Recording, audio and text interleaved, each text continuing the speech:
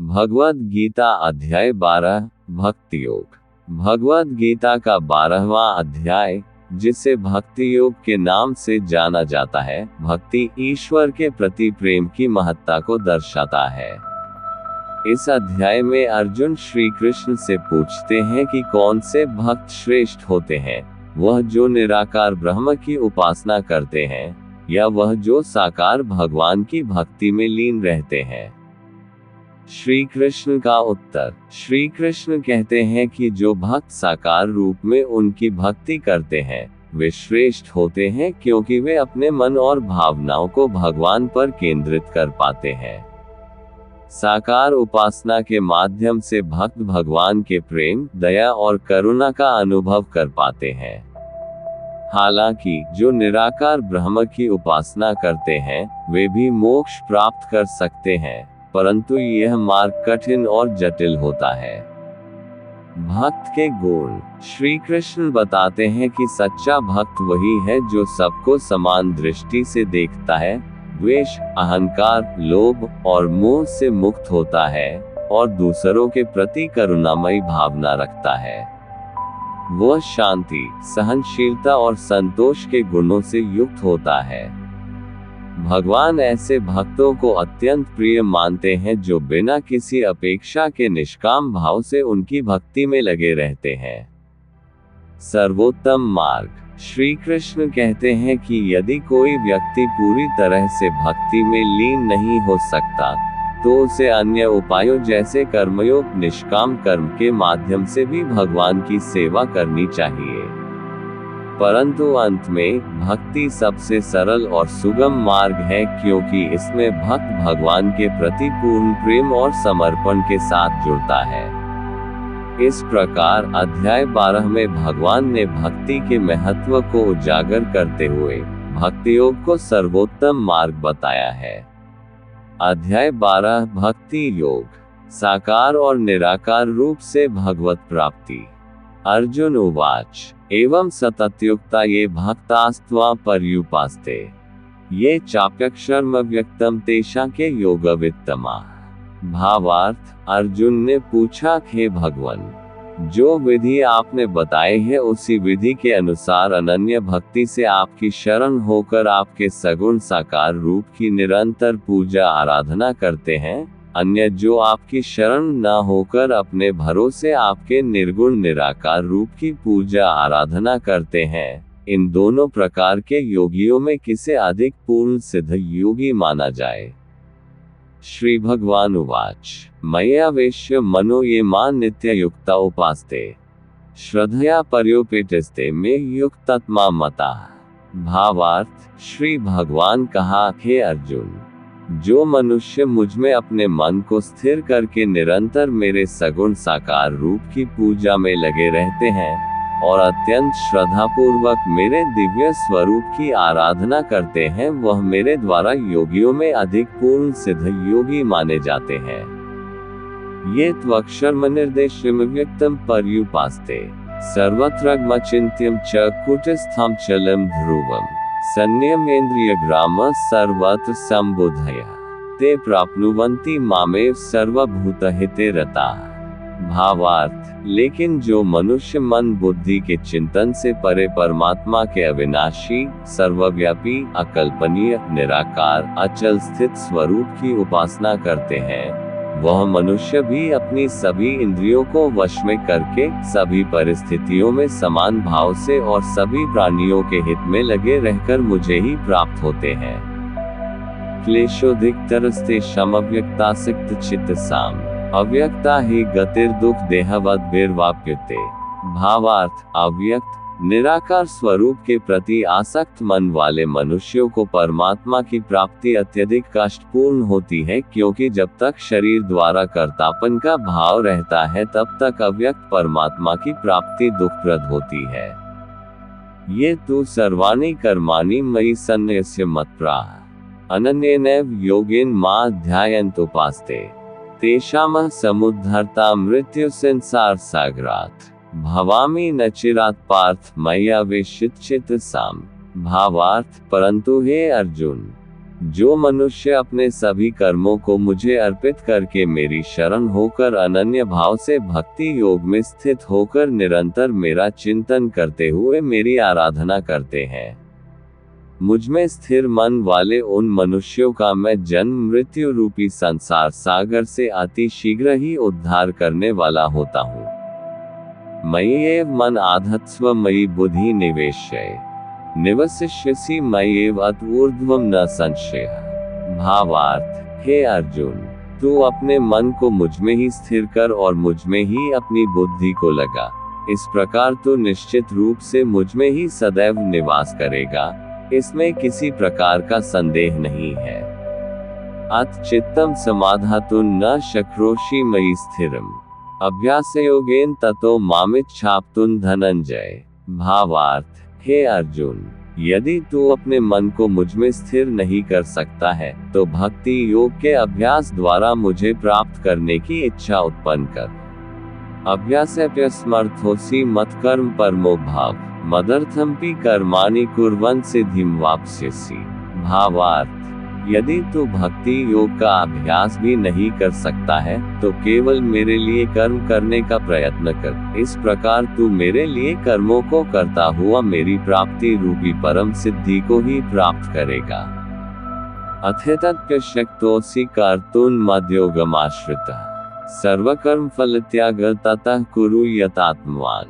भावार्थ, यदि तू मेरे लिए कर्म भी नहीं कर सकता है तो मुझ पर आश्रित होकर सभी कर्मों के फलों का त्याग करके समर्पण के साथ आत्मस्थित महापुरुष की शरण ग्रहण कर उनकी प्रेरणा से कर्म स्वतः ही होने लगेगा।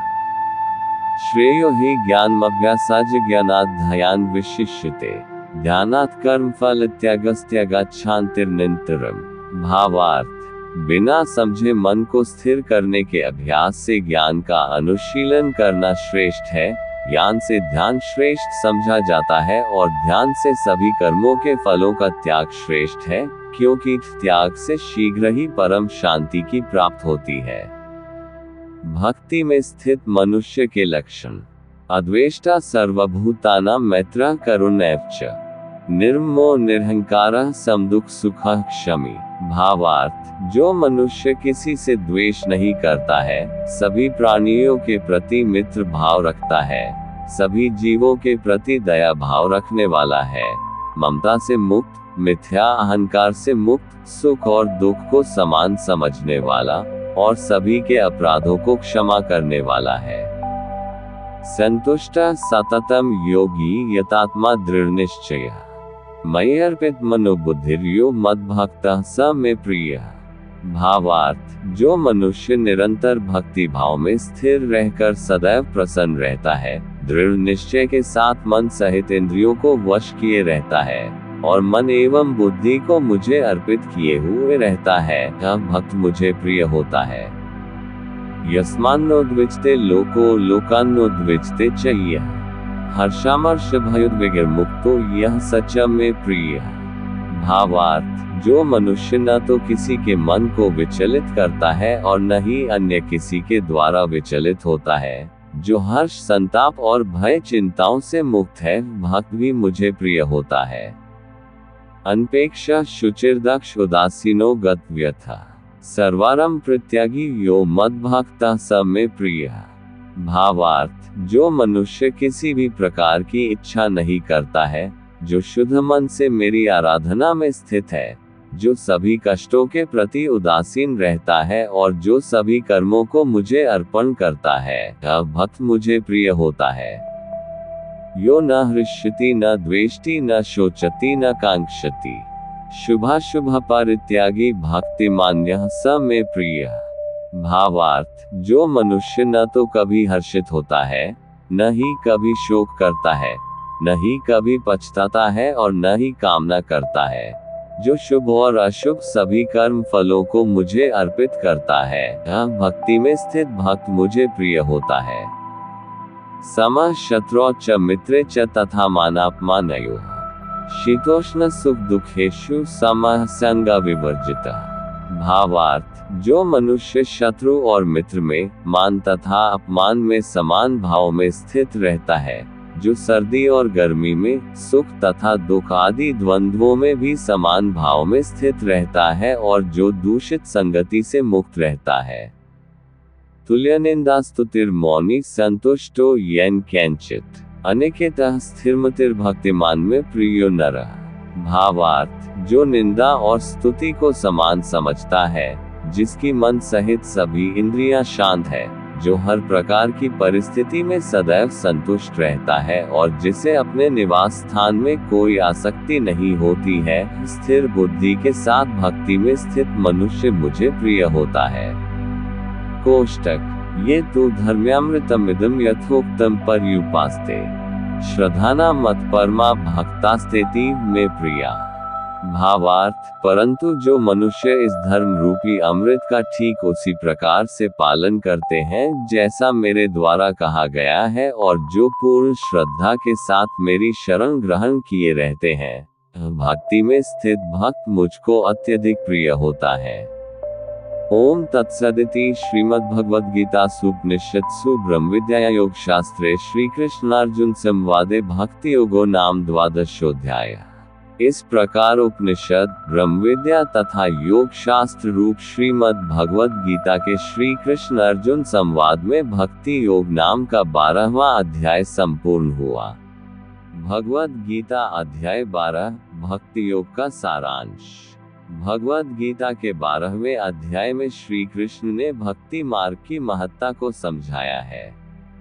अर्जुन श्री कृष्ण से प्रश्न करते हैं कि निराकार ब्रह्म की उपासना करने वाले श्रेष्ठ हैं या साकार रूप में भगवान की भक्ति करने वाले। इसके उत्तर में श्री कृष्ण कहते हैं कि जो भक्त साकार रूप में उनकी भक्ति करते हैं, वे अधिक श्रेष्ठ होते हैं क्योंकि यह मार्ग सरल और सुलभ है।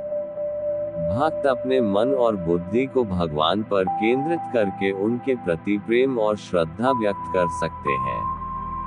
श्री कृष्ण ये भी कहते हैं कि निराकार ब्रह्म की उपासना भी संभव है, लेकिन यह मार्ग कठिन है क्योंकि इसमें व्यक्ति को अपने मन और इंद्रियों को पूरी तरह नियंत्रित करना पड़ता है।